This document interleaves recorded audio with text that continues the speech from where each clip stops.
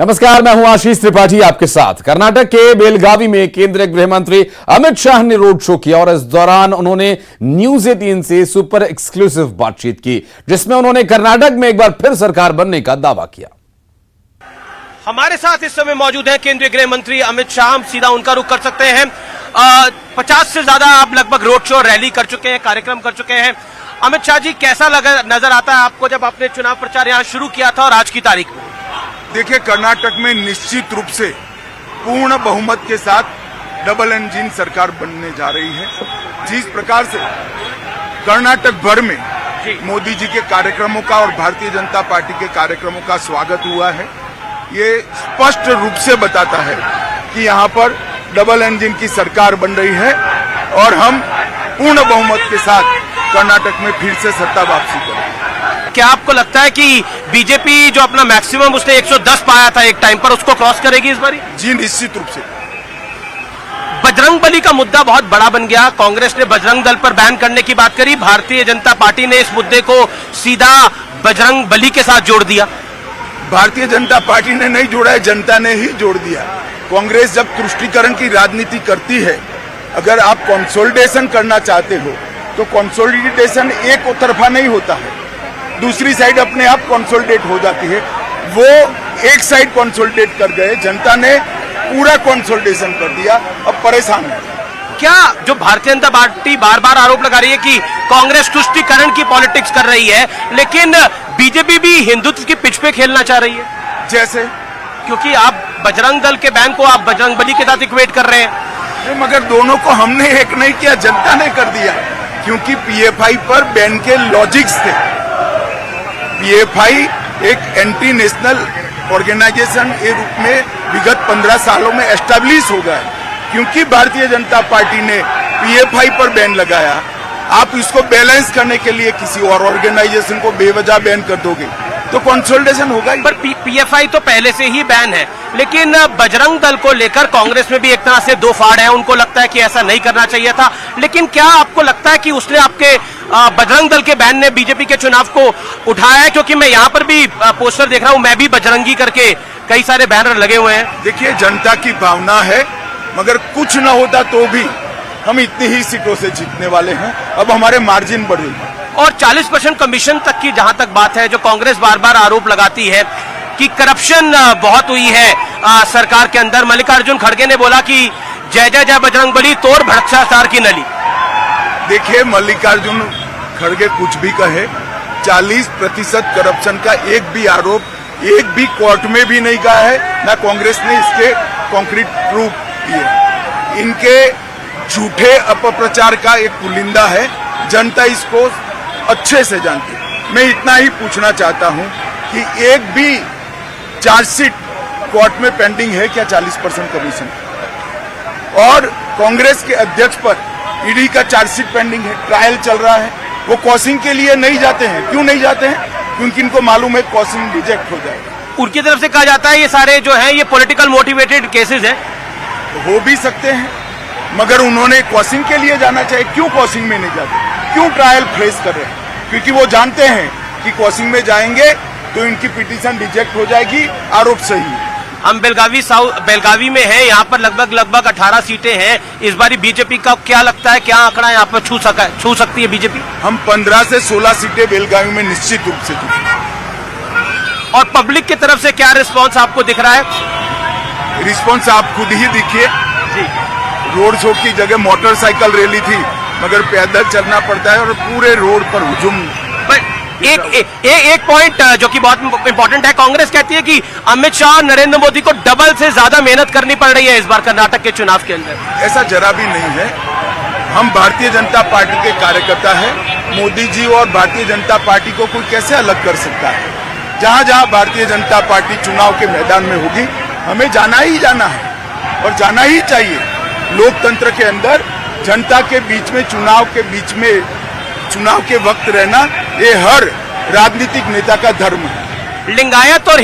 लिंगायत और वोकालिंगा एक बड़ा वोट बैंक है, लेकिन बीजेपी बजरंगबली की बात करके पूरे वोट बैंक को कंसोलिडेट करना चाहती है। हमने नहीं करी ये बात, आप फिर भी गलती करे हो। कांग्रेस अगर उनके घोषणा पत्र में न डालता तो क्या होता?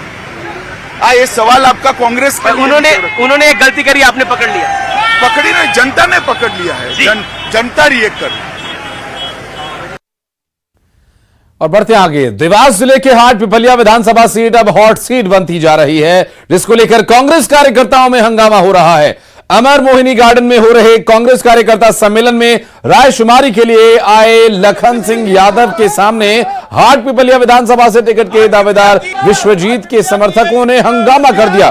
गौरतलब है कि पूर्व मंत्री सज्जन सिंह वर्मा ने स्वर्गीय राजेंद्र बघेल के बेटे राजवीर बघेल को टिकट देने की घोषणा की थी और इस मुद्दे पर विश्वजीत सिंह और जिलाध्यक्ष मनोज राजानी के बीच नोकझोंक हुई और तीखी नोकझोंक हुई। साथ ही विश्वजीत सिंह के समर्थक हंगामा करने लगे। विश्वजीत सिंह ने कहा कि विधानसभा के लिए सर्वे का काम चल रहा है, ऐसे में टिकट कैसे फाइनल कर दिया गया।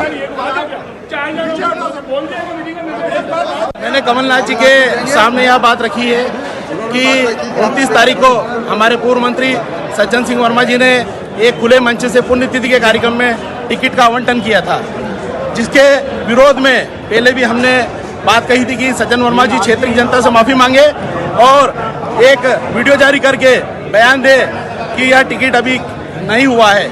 अगर उसकी टिकट अगर इसी तरह पुण्यतिथि के कार्यक्रम में बांटना है तो फिर संगठन की मीटिंग का मतलब क्या है? बैठक होगी, अभी इसके बाद तय होगा कि पांचों विधानसभा में कब कब जा रहे हैं। उसके जाने के उपरांत फीडबैक लेंगे, किसको टिकट देना है, क्या करना है, करेंगे बात।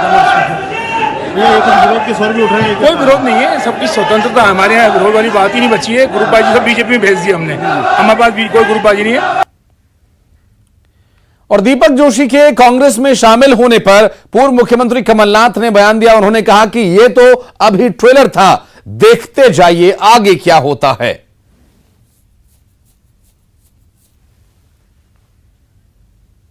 महीनों की हमारी सरकार थी, जिसमें से 2.5 महीने गए आचार संहिता लोकसभा चुनाव में। दीपक जोशी के बाद और कोई सर? वो तो ट्रेलर था। हाँ, तो 11.5 महीने में जो हमने किया, मध्य प्रदेश की जनता गवाह है। ऊर्जा मंत्री प्रद्युम्न सिंह ने दीपक जोशी के बयान पर कहा कि मध्य प्रदेश में सत्ता जाने के बाद कांग्रेस अभी तक उभर नहीं पाई है। यही वजह है कि कांग्रेस भ्रमजाल फैला रही है, लेकिन बीजेपी अनुशासन वाली पार्टी है। आज ग्वालियर से कि उनकी सत्ता जो चली गई, उस सत्ता से वो अपने आप को अभी तक उससे उबर नहीं पा रहे हैं। इसके कारण एक भ्रम जाल फैलाने की कोशिश कांग्रेस पार्टी कर रही है। आपने भारतीय जनता पार्टी की बात की है। भारतीय जनता पार्टी एक अनुशासन में रहने वाली कार्यकर्ता आधारित पार्टी है।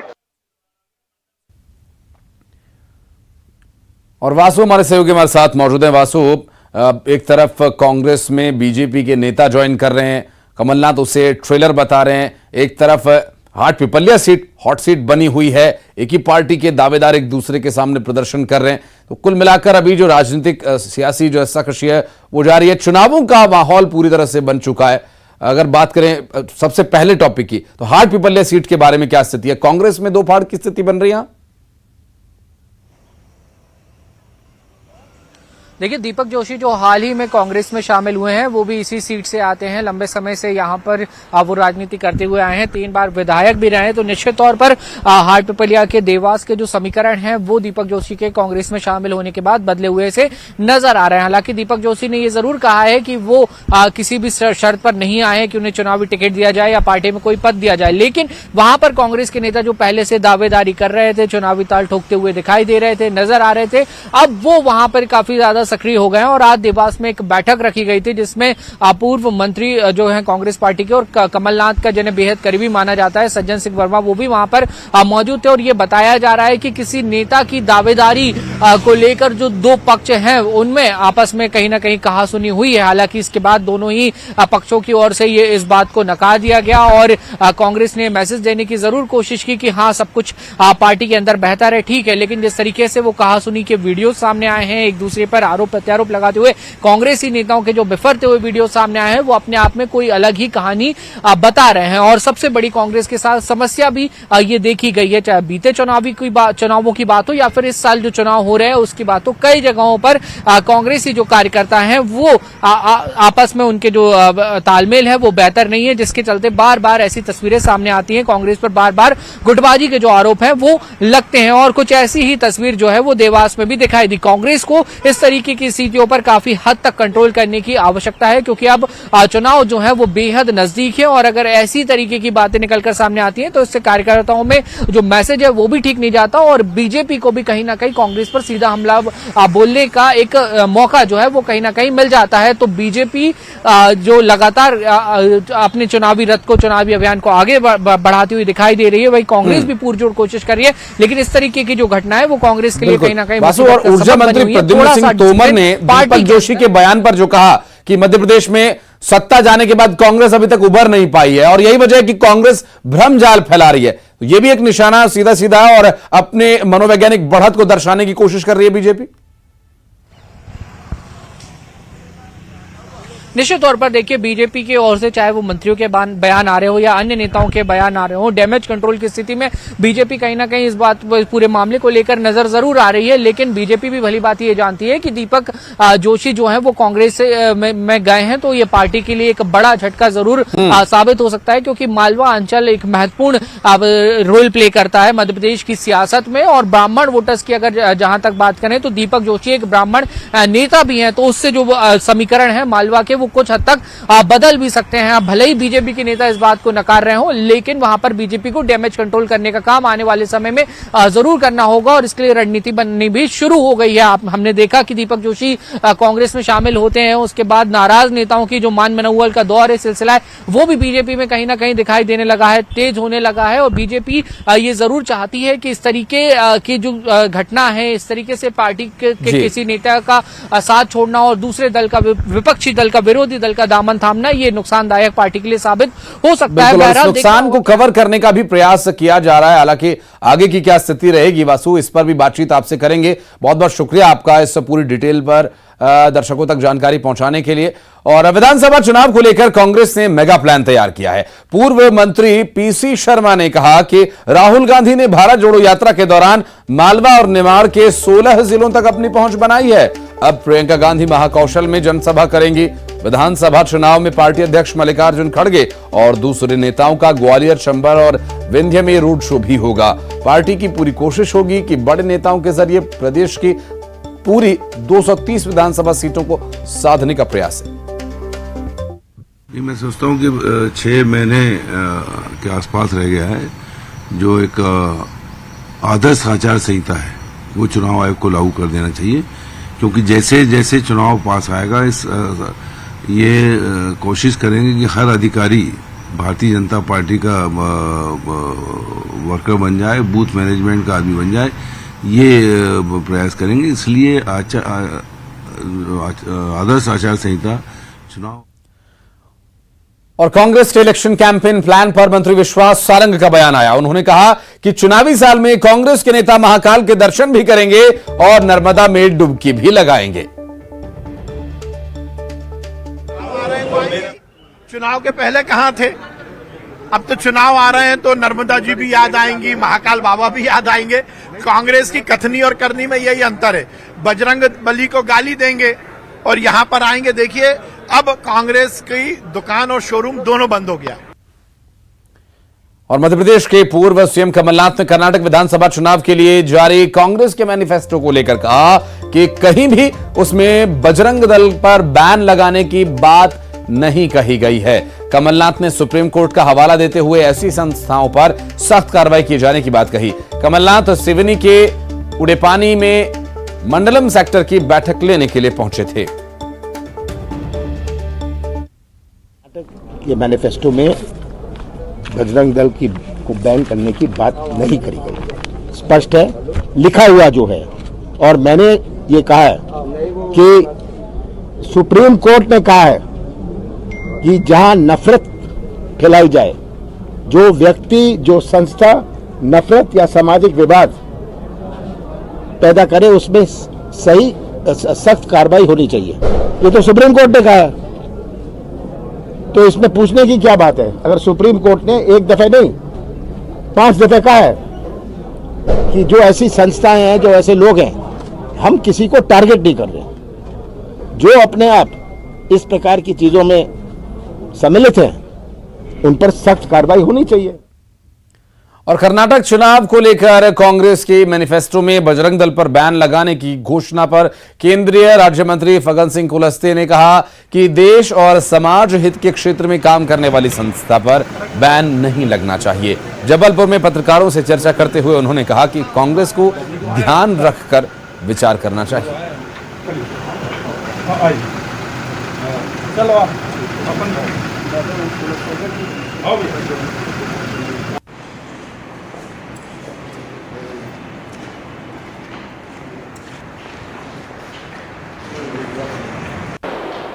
देखिए, ये समाज के क्षेत्र में काम करने वाली संस्था है, देश हित में काम करते हैं। ये इस सब चीज़ों के बारे में एक बार कांग्रेस को विचार करना चाहिए कि पिछली घटना आप देखेंगे 75-76 में जब एक बार बैन किया था कांग्रेस ने, तो कांग्रेस का डेरा उखाड़ दिया था पूरे हिंदुस्तान। और कर्नाटक के बेंगलुरु में छत्तीसगढ़ के सीएम भूपेश बघेल ने पीएम मोदी और असम के सीएम हेमंत बिस्वा शर्मा पर निशाना साधा। उन्होंने कहा कि प्रधानमंत्री प्रचार मंत्री बन गए हैं, नॉर्थ के मामले पर कुछ बोल नहीं रहे तो कर्नाटक के लोगों के हित में क्या करेंगे। हेमंत बिस्वा शर्मा को लेकर सीएम बघेल ने कहा कि वे जवाब देने लायक व्यक्ति नहीं हैं, उनसे ज्यादा लालची आदमी कोई है नहीं। साथियों, देखिए, प्रधानमंत्री जी प्रचार मंत्री बन गए हैं। आज जिस प्रकार से नॉर्थ ईस्ट जल रहा है, जिस प्रकार से सीमा में हमारे जवान शहीद हो रहे हैं, उनके लिए एक शब्द उनके पास नहीं है। और यहाँ कर्नाटक में प्रचार कर रहे हैं। प्रचार कर्नाटक के लोगों के हित में क्या करेंगे, इसके बारे में कोई चर्चा नहीं। चर्चा केवल अपने बारे में, अपना प्रचार कर रहे हैं और उस आधार पर वोट मांग रहे हैं। हेमंत बिस्वा शर्मा जवाब देने लायक व्यक्ति नहीं है। जो सत्ता के लिए दल बदले और बार बार झूठ बोले, ऐसे व्यक्ति के बारे में मैं समझता हूं बोल के मैं अपनी जुबान खराब नहीं करूंगा। और करेंगे एक बड़ी खबर का, निवाड़ी से बड़ी खबर। झांसी टीकमगढ़ रोड पर ट्रांसफार्मर में आग लगने का मामला। मुख्य सड़क पर घटना से अफरा तफरी मच गई और आग के चलते ट्रैफिक को रोक दिया गया। स्थानीय लोगों ने बिजली विभाग को इसकी सूचना दी। पृथ्वीपुर नगर की यह घटना बताई जा रही है। झांसी टीकमगढ़ रोड पर ट्रांसफार्मर में आग लगी है। मुख्य सड़क पर घटना होने की वजह से कुछ देर अफरा तफरी यहां पर मच गई और इस पूरे मामले को लेकर जो जानकारी मिली, जो तस्वीरें सामने आई, वो हम आपको दिखा रहे हैं। ट्रांसफार्मर में आग लगी थी।